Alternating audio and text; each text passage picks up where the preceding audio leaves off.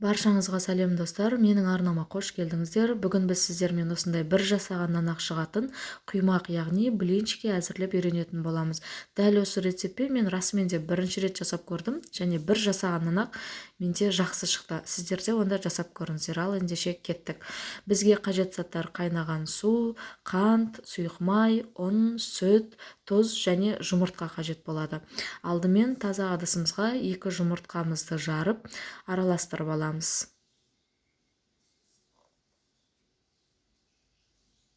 Үстіне қантымызды салып, тағы да араластырамыз.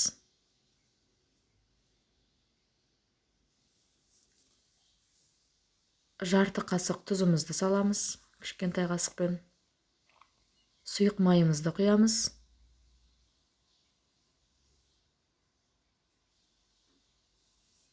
Енді ұнымыз бен сүтімізді кезектестіре отырып саласыздар. Кішкене ұнды салып араластырып аламыз алдымен.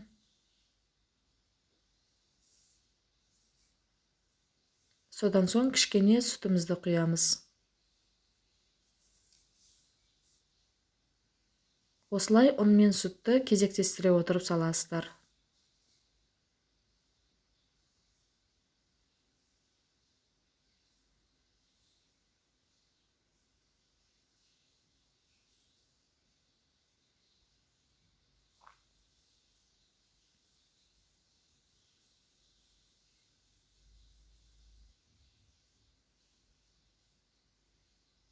Міне біз ұнымыз бен сүтімізді салып араластырып алдық. Енді дайын қоспамызға қайнап тұрған суымызды аз-аздан құйып араластырасыздар. Бірден барлығын құйып жібермеңіздер. Аз-аздан құйып араластырып отырасыздар. Тезірек араластырасыздар. Біздің құймағымыз сұйық болу керек. Міне осындай масса бізде пайда болу керек. Қою болмау керек. Егер де кішкене қою болса, су құйып жіберіңіздер азырақ. Табамызды майлап аламыз. Бір рет қана майлайсыздар басында. Енді құймақтарымызды құйып пісіріп аламыз. Жұқа етіп құясыздар. Өте тез піседі. Құймақтарымыздың шеті осылай қызара бастағанда екінші бетін аударамыз. Міне біздің құймағымыз жабыспай әдемі болып пісті.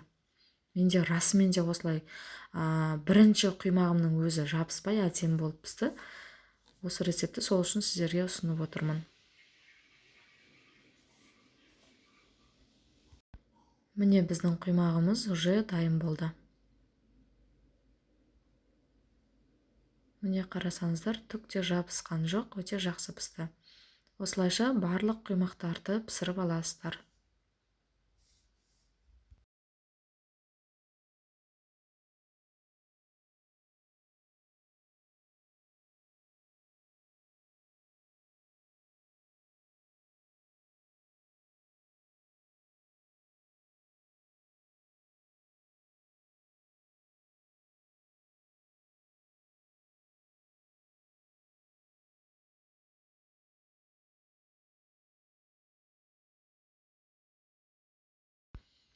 Біздің құймақтарымыз дайын болып қалды.